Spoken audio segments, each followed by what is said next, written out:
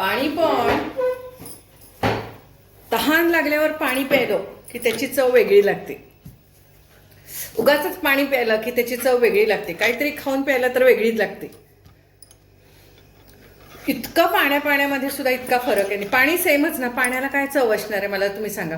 ठीक आहे, तुम्ही आता बिस्लरी फिस्लरी ते म्हणाल तर त्याच्यात वेगळं काहीतरी घातलेलं असतं, ग्लुकोज वगैरे घातलेलं असतं, त्यामुळे त्याची चव लागणं वेगळी गोष्ट. पण साधं पाणी आपलं ते सुद्धा काही वेळेला इतकं छान लागतं ना पाणी. उन्हाळ्याच्या दिवसात खूप तहान लागून आपण जेव्हा पाणी पितो त्यावेळेला आपल्याला पाण्याची चव कशी लागते, थंडीत कशी लागते, फरक होय की नाही. पाण्याला सुद्धा चव असते आणि ती दरवेळेला वेगळ्या पद्धतीने लागते. थोडक्यात सांगायचे काय तर कधी पाणी प्यावे, जेव्हा तहान लागेल तेव्हा पाणी प्या. उगाच आपलं येता जाता काही मी परवा एकांच्यात घरात गेले होते. 1 2 3 4 5 6 अशा बाटल्या त्यांनी भरून ठेवल्या होत्या. हल्ली काचेच्या बाटल्या भरून ठेवतात ना. मी म्हटलं कशाला त्या काचेच्या बाटल्या भरून ठेवल्यात, पडल्या तर फुटतील की. तर ते म्हटले नाही, मी ना रोज 6 बाटल्या पाणी पिते त्याच्यासाठी. मी म्हटलं तुम्ही 6 पिता, तुम्ही 6 पिता, तुम्ही 6 पिता, घरातले 4 जण 6 पित असं 24 बाटल्या भरून ठेवता का काय तुम्ही, आणि प्रत्येकाने वेगळ्या ठिकाणी ठेवायच्या का काय. तर म्हणले आम्ही 6 बाटल्या पाणी पितो. हे फॅडिस्ट प्रकार आहे बरं का. आम्ही एवढं पाणी प्यावं, तेवढं पाणी प्यावं, आणि घरातला एखादाच व्यक्ती असते मी एवढं पाणी पितो, मी तेवढं पाणी पितो म्हणणारी. बाकी सगळेजण आपलं नॉर्मल तहान लागली की जाऊन पाणी पित असतात, गप्प बसत असतात. थोडक्यात हे जे सारखे पाणी पिणारे असतात ते सारखे सूला पण जाणारे असतात. मेंबर सारखे सूला जातात. पाणी प्यायचं सुला जायचं, पाणी प्यायचं सुला जायचं, सुला जायचं पुन्हा पाणी प्यायचं, सुला जायचं पुन्हा पाणी प्यायचं. हे चक्रच त्यांचं संपत नाही. सारखं त्या किडनीला प्रेशरच, सारखं त्या किडनीला टेन्शनच. उठसूट आपल्या त्या तिला इतकं काम करायला लावायचं. रात्री सुद्धा 4 वेळा उठतात. उठायचं, सुला जायचं, पुन्हा पिपाकडे जायचं, पाणी प्यायचं, पुन्हा झोपायचं, पुन्हा सुला जायचं, सुला जाऊन आल्यावर पाणी प्यायचं. काय यांचा गोळच संपत नाही.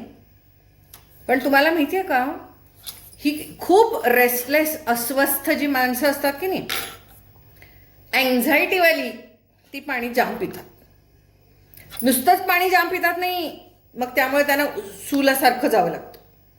मग सारखी त्यांना तहान लागते. सारखं आपलं डिहायड्रेशन म्हणजे आपल्याला पाणी प्यायची इच्छा सारखं होणे, अस्वस्थ होतात. म्हणजे सारखं पाणी पिल्यामुळे अस्वस्थ होतात, तहान लागते, डिहायड्रेशन झाल्यासारखं वाटतं, बाथरूमला सारखं होतं, किडनीवर प्रेशर येतं सारखं जाऊन. दिवसात ना किती वेळा गेलं पाहिजे सुला? 4 किंवा 5 दिवस रात्र मिळून बाद झालं तेवढंच.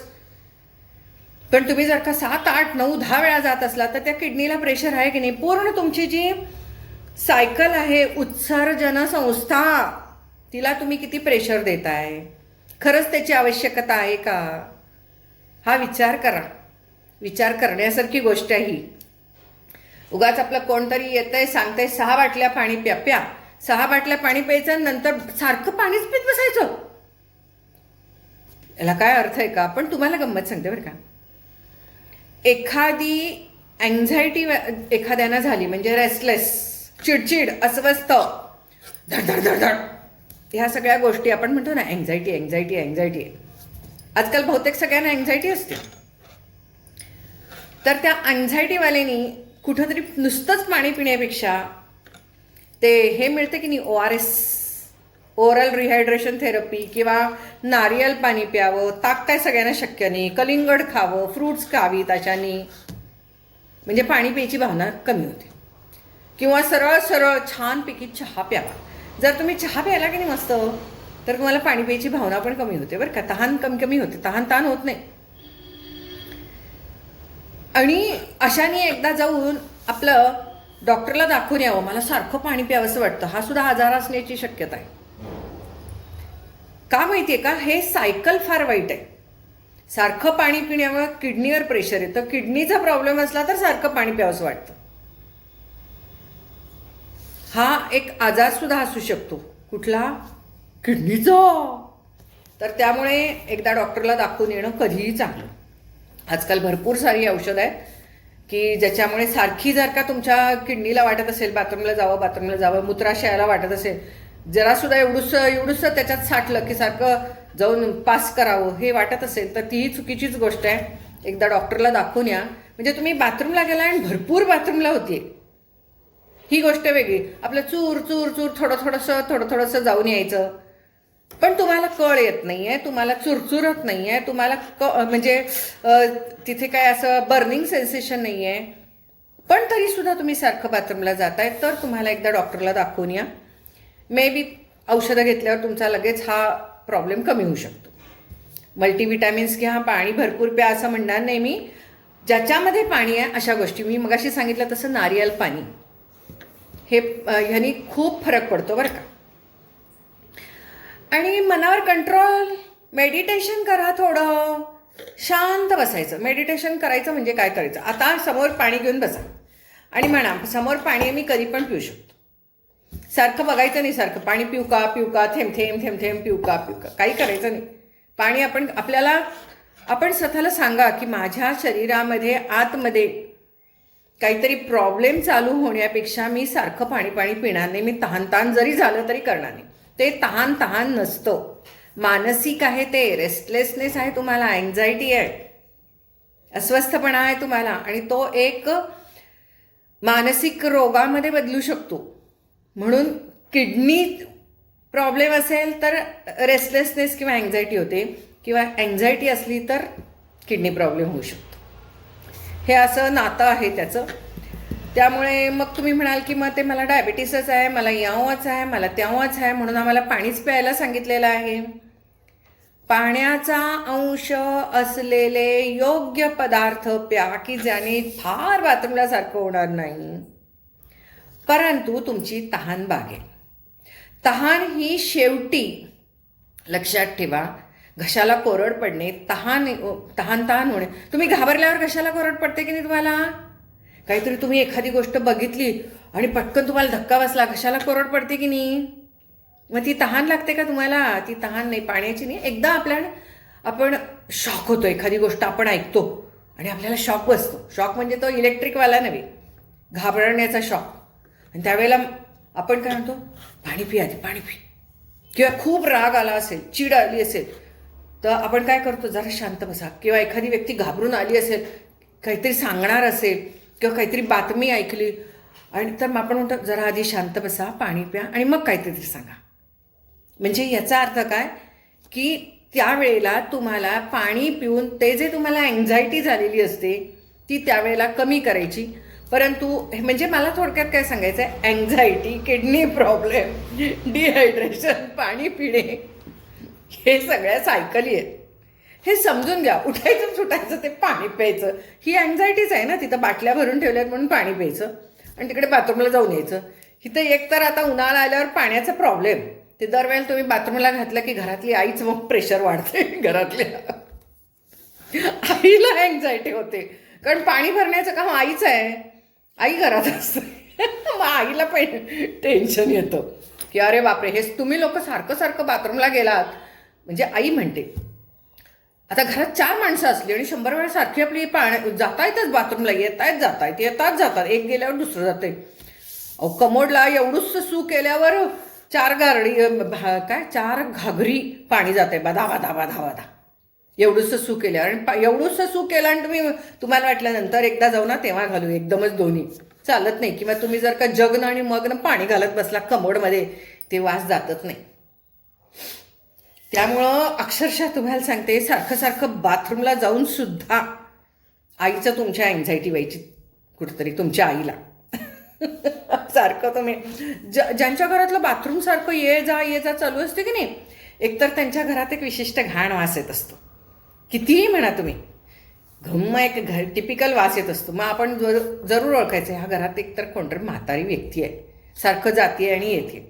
पाय सारखे आत बाहेर करत असतात ना पाय, त्यामुळं म्हणजे त्यामुळं थोडक्यात मी काय तुम्हाला सांगत होते की पाणी कधी प्या आणि पाणी कधी पिऊ नका. तहान लागली की पाणी प्या, उठसूट पाणी पिऊ नका, रात्री अपरात्री सारखं उठून पाणी पिऊ नका.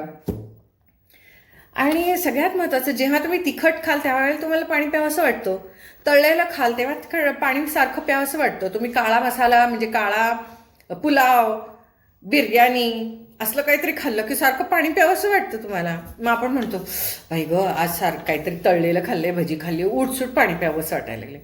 आपण येता जाता पाणी पितो. तर असं हे सगळं पाण्याचं गणित आहे. त्यामुळे प्रत्येकाने किती पाणी प्यावे हे काही गणित नाही. तुम्हाला जेवढं वाटेल तेवढं प्या. पण सगळ्यात जास्त सारखं तुम्ही बाथरूमला जात असाल, बाथरूमला दिवसातनं आणि रात्रीतनं मिळून 4 ते 5 वेळा म्हणजे झालं शेंडी दांडी तुटली. एवढ्याच वेळा तुम्ही बाथरूमला गेलं पाहिजे. तुम्ही 7-8 वेळा जात असलात तर कंट्रोल करा स्वतःला. पाणी पिताना सुद्धा पाणी जास्त पिताय म्हणून बाथरूमला जाताय, बाथरूमला जाताय म्हणून पाणी पिताय. जरा कंट्रोल करा. बाथरूम पण कंट्रोल करा. आणि बाथरूम कशी कंट्रोल करायची तुम्ही मला विचाराल तर मी नक्की सांगेन की सारखं बाथरूमला जाताय याचा अर्थ तुम्ही त्या अँझायटीमध्ये आहे. अँझायटी सारखी होत राहिली म्हणजे सारखंच तुम्हाला धडधड आणि तुम्हाला सारखंच चिडचिड, रेस्टलेस, अस्वस्थ वाटायला लागलं की हळूहळू तुमचा मेंदू थकतो. सारखे ते स्ट्रेस हार्मोन्स बाहेर पडतात आणि हळूहळू तुमचं शरीराच्या सर्व आतले अवयव थकतात, ब्रेन थकतो आणि ते सारखे हार्मोन्स सिक्रेट होऊन तुमच्या शरीराची फार वाट लागून जाते. आणि मग त्यामुळे काय होतं माहिती आहे का, मग हळूहळू थकतं सगळं शरीर, मन आणि शरीर सगळं थकतं, अवयव थकतात. आणि मग त्यामुळे तुम्ही थकल्यावर काय होणार, डिप्रेशन, तुम्हाला काहीच करावं असं वाटत नाही, अस्वस्थ वाटतं. म्हणजे थोडक्यात मला काय सांगायचं आहे तर असं जर तुम्हाला होत असेल तर डॉक्टरकडे जाऊन दाखवून या की असं आम्हाला होतं, मी काय करू. त्याच्यावरती आजकाल औषध आहेत की ज्याच्यावरती तुमचं मूत्राशय म्हणजे तुमचं ब्लॅडर कमी काम करेल किंवा सारखं जे जावंसं वाटतंय ते तुमचं कमी होईल. रेस्टलेस का झालाय तुम्ही, मग त्याच्यासाठी जरा मेंदू शांत होण्यासाठी काही वेळेला औषध दिली जातील. काही वेळेला तुमची मूत्राशयाची म्हणजे ब्लॅडरची क्षमता कमी पडते. कशाची, मसल्सची, बाथरूम धरून ठेवण्याची. जरासं पिशवीत पाणी आलं की लगेच बाहेर टाकावं असं वाटतंय. म्हणजे काय होत आहे, तुम्हाला कुठंतरी व्हिटॅमिन डिफिशियन्सी होती आहे, धारण करण्याची शक्ती कमी होती आहे, कॅल्शियम कमी होत आहे, मसल्सची ताकद कमी होती आहे. 1000 गोष्टी डॉक्टर तुम्हाला बरोबर योग्य औषधोपचार करतील. आणि मगाशी मी तुम्हाला म्हटलं मानसिक ताकद सगळ्यात, विल पॉवर सगळ्यात मोठी आहे. की मला जर का काही त्रास होतोय तर गोळ्या तर तुम्ही खाच, तर मला त्रास होतोय असं जर तुम्हाला वाटत असेल आणि लक्षात येत असेल, हे यायला पाहिजे ना लक्षात. पण नाहीतर आपलं हट्टीपणासारखं जायचं, पाणी प्यायचं, जायचं, पाणी प्यायचं, पिपं पण रिकामी होत आहेत, बाथरूमचं पाणी पण रिकामं होत आहे सारखं आपलं फ्लश करून. तर त्याच्यापेक्षा सरळ मेडिटेशन करा. मेडिटेशनमध्ये तुम्हाला काय नामस्मरण करायचं ते करा. देवाचं नावही कळत नकळत घेतलं जाईल, तेवढंच एक पुण्य पदरात पडेल तुमच्या. आणि सगळ्यात महत्त्वाचं, जेवढं तुम्ही शांत बसायला लागाल तेवढं तुमचे सगळे अवयवांना रेस्ट मिळते. शांत बसून तुम्ही म्हणाल कसं करायचं मेडिटेशन, कसं करायचं, ते कसे भरपूर ढीग सारे व्हिडिओज आहेत. मग लगेच तुम्ही काय करणार, एखादा क्लास लावणार. हे तुम्ही अँझायटीची लोक आहे म्हणून तुम्ही लगेच क्लास लावणार. काही गरज नाही आहे. शांत बसा. जेवढा वेळ शांत बसता येईल, समजा 2 मिनटं तर 2 मिनटं, 5 मिनटं तर 5 मिनटं, 10 मिनटं तर 10 मिनटं, बास झालं एवढंच. सकाळी एकदा बसायचं, रात्री एकदा बसायचं आणि फक्त डोळे मिटायचे आणि आपल्या श्वासावरती लक्ष ठेवायचं. श्वास घेतला, सोडला, घेतला, सोडला. 25 वेळा करा, 30 वेळा करा, 40 वेळा करा, एवढंच लक्षात ठेवा. बाकी काही करू नका. श्वास घेतला, सोडला, डोळे मिटून श्वासाकडे लक्ष द्या. बघा, ही जेव्हा तुम्हाला सवय लागते श्वासाकडे लक्ष देण्याची, म्हणजे ही ठेवाय हे सुद्धा मेडिटेशन खूप उपयोगाचं आहे बरं का. मी तुम्हाला बऱ्याच प्रकारची मेडिटेशन सांगत असते, कशी करायची, काय करायची. तर आज मी तुम्हाला सांगते की फक्त श्वासावरती लक्ष ठेवा. आपण कसं दिवसातनं 2 वेळा चहा पितो, 2 वेळा जेवतो, त्याप्रमाणे 2 वेळा मेडिटेशन करा. टाईम काय नाही. तुम्हाला वाटलं की आता मला मेडिटेशन करायचं, करा. बसल्या बसल्या करा, कुठंही करा. फक्त श्वासाकडे लक्ष द्यायचं. श्वास घ्यायचा, सोडायचा. मग तो किती वेळ घ्यायचा, किती काय करायचा, काही नाही. श्वास घ्यायचा, सोडायचा, घ्यायचा, सोडायचा आणि त्याच्याकडे लक्ष द्यायचं. 1, 2, 3, 4. काही वेळेला 7-8 म्हटल्यावर इकडं तिकडं लक्ष येतं, विचार ढेगभर येतात. मग विचार आले तर मग विचार करून टाकायचा तू आणि म्हणायचं विचार आलाय मला, मी मेडिटेशन करायलोय, ठीक आहे. मग मग ते विचारही करून घ्यायचा आणि मग म्हणायचं 9, 10, 11, 12 जे काय श्वास घ्यायचा, सोडायचा. पुन्हा विचार येतोय, पुन्हा विचार करायचा तो, मग सोडून द्यायचा आणि म्हणायचं मी मेडिटेशन करायला विचार आला, बरं तो करून टाकायचा. त्या विचाराला मागं सोडायचं नाही. विचार येऊ नको म्हणायचं नाही. बरं आलायस ना, चल ये करून टाकतो तुला एकदा करून टाकतो म्हणायचं. आणि जेव्हा तुम्ही असं म्हणता चला ये मी तुला विचार करून टाकतो, त्याला तो यायचाच बंद होतो विचार. आणि मग काही वेळेला असं वाटतं की आपण काहीच करत नाही आता, आपण फक्त किती 25पर्यंत म्हटलंय, मग हळूहळू तुमची ती गती वाढत जाते. 1, 2, 3ची म्हणजे श्वासाची नव्हे, त्या मोजण्याची 30पर्यंत मोजता, काही वेळेला 50पर्यंत मोजता. पण मधनं हे विचार येणारच, येऊ देत. आलं तर काय टेन्शन घ्यायचं काम नाही आहे. आणि तुम्ही म्हणाल मग किती वेळपर्यंत आम्ही करावं? काही नाही, तुम्हाला आता छान वाटतंय, वेळ मिळाला, थोडंसं मेडिटेशन केलं, चला पुढच्या कामाला. काम करून झालं, जरा निवांत बसलाय, टी व्ही बघत मेडिटेशन करायचं. 10 आकडे म्हणेपर्यंत केल्यावर लक्षात आलं की नाही दुसरं काम आठवलं, जायचं करून यायचं, बसायचं. दिवसातनं 2-4 वेळा असं करा. हे करायला हा जो छंद लागतो ना आपल्याला, की असं बसायचं मेडिटेशन करायचं. आणि काय मेडिटेशन म्हणजे काय अवघड नाहीच आहे हो, नुसतं श्वास घ्यायचा, श्वास सोडायचं, फक्त लक्ष द्यायचं श्वासाकडे, हे महत्वाचं. लक्ष द्यायचं त्याच्याकडे, बाकी काही करायचं नाही. आणि विचार आला मधनच घुसला की करायचा विचार. मधनच दाराची घंटी वाजली, कोण आलं बघायचं, जायचं, जाऊन यायचं, काम करून यायचं, पुन्हा बसायचं, काम करायचं, पुन्हा बसायचं. किती सोपं आहे ना. ह्यानं तुमची पाणी प्यायची किंवा हे असल्या सगळ्या जेव्हा छोट्या मोठ्या तक्रारी असतात ना, रेस्टलेसनेस, अँझायटी, सारखं पाणी पिणे, बाथरूम जाणे, ह्या सगळ्या गोष्टी कमी होतात. 10-15 दिवस करा तुम्ही, तुम्हाला इतका त्याच्यात आनंद व्हायला लागतो ह्या मेडिटेशनमध्ये. आणि इतक्या तुमच्या तक्रारी कमी होतात ना, आणि तुम्हाला लक्षात येतं खूप माझ्यात फरक पडला आहे. आणि मग ते आपण करत राहतो नेहमीच. मग तुम्ही म्हणाल किती दिवस करायचा? करा ना आता, आयुष्यभरासाठी. काय बिघडते काय पैसे पडणार आहेत का त्याला? काय त्रास होणार आहे का? घरातून बाहेर जायचं तेवढ्यासाठी? काय करायचं नाही. घर बसल्या हा छानपैकी आपला मेडिटेशन आहे, फायदा होणार आहे त्यानं, 100% फायदा होणार आहे. आणि तुम्हाला होणार आहे फायदा. त्यामुळे हे जरूर करा, मस्त करा. आणि हे किती करायचं, काय किती करायचं, किती दिवस करायचं, हा सुद्धा एक रेस्टलेसनेस आहे, अँझायटी आहे. उठसूट प्रश्न विचारायचे. तुम्ही हे करत राहिलात की हा तुमचा प्रश्न विचारायचा जो स्वभाव आहे तो सुद्धा नाहीसा होतो.